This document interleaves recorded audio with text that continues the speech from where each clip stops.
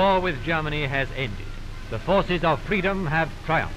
And right across the world, men and women battling against the evil things that have come among us will be remembering the price of their victory. Blood and toil, tears and sweat. It is to these men and women that we dedicate this newsreel. To those who've kept the United Nations in touch with events, newsmen and broadcasters, and especially to the men of our own war pictorial newsreel, whose voices in many languages have told faithfully and sincerely the story of the war.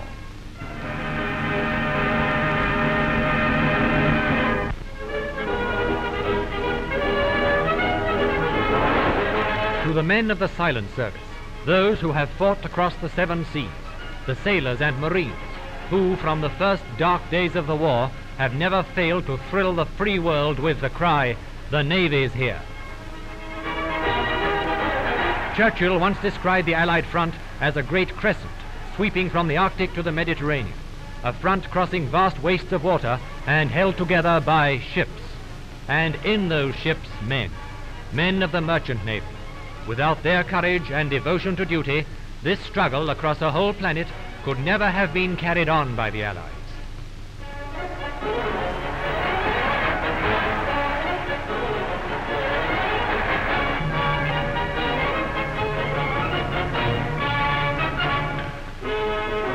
And to those other sailors of the patrol boats, the minesweepers and the mine layers, the men of the little ships who maintain their hazardous duties in all weathers and at all times.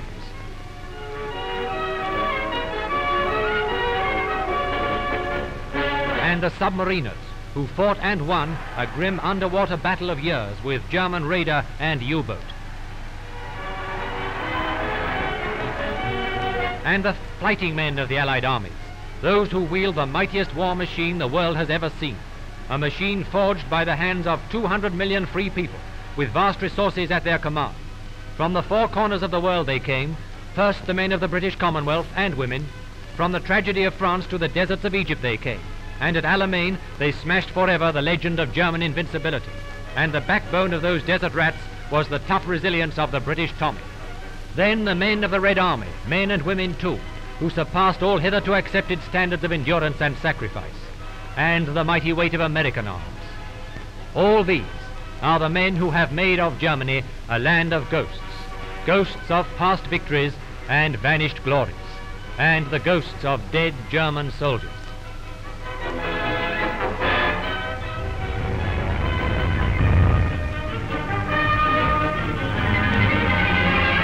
And the Allied air forces, let us never forget the words of Churchill's tribute to the RAF, the men who won the Battle of Britain when Britain stood alone. Never in the field of human conflict has so much been owed by so many to so few.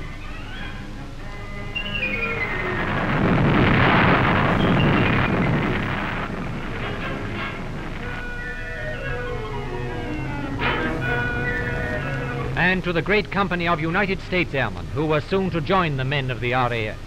Together they forged that most terrible weapon of destruction, the Allied Air Force.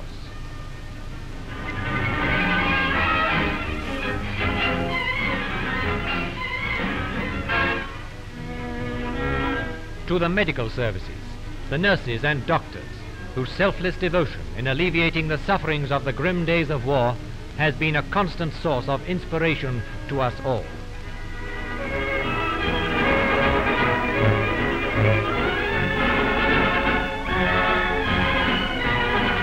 To the women of the United Nations, who left their homes and their children to stand alongside their menfolk in the 3 fighting services.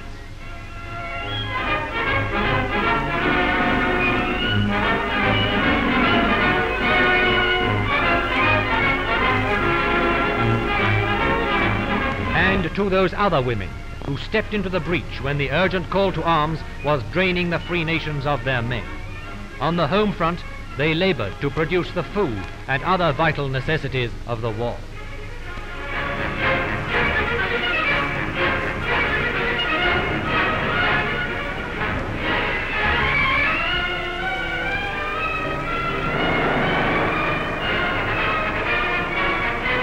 And those who were making, still are making, the materials of war, the workers in the production plants and shipyards, the men and women turning out the tanks, the ships, the aircraft, the guns, the bombs, all the countless products that must be there to feed the ravenous mouth of the war machine.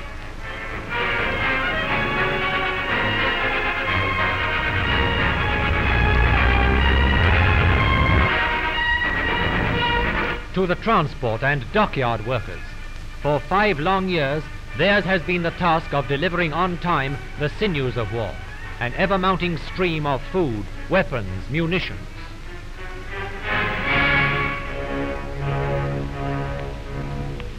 And the Home Guard, men too old or unfit to fight abroad, yet who took up arms in defense of their threatened homeland.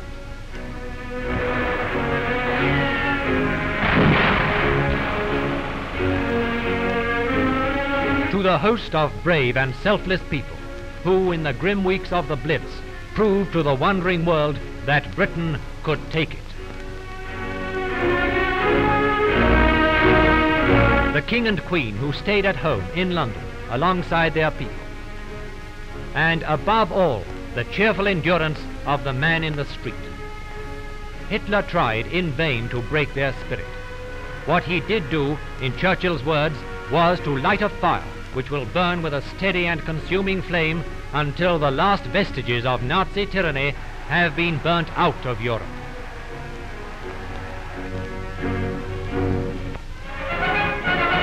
And the 4 great leaders of the United Nations, the architects of the future of this world of ours. Chiang Kai-shek, Churchill, Roosevelt, now unhappily lost to us, and Stalin. The men who have watched over the destiny of those millions who, in the last few bitter years, have learned that freedom can never be given, that it can be gained only through endeavor.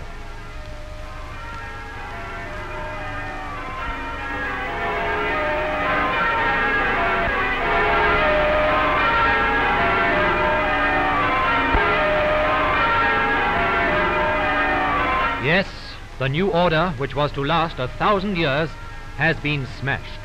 But at what cost? In this hour of victory, let us not forget the agonies of war, the crippled and broken human beings, and those countless thousands who made the ultimate sacrifice. Let them serve to remind us that the end of toil and bloodshed is still far off. On the other side of the world, in the distant Pacific, men are still locked in battle.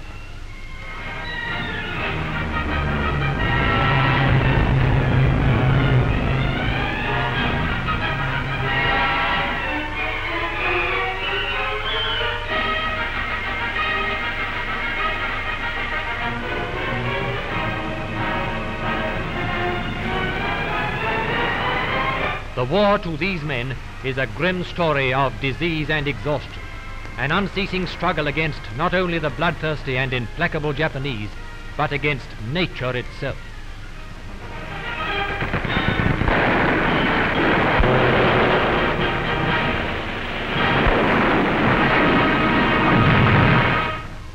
Their war has now become our war, for there can be no rest in the world until the tyranny of military domination is finally stamped out, and the living embodiment of that tyranny lies in Japan.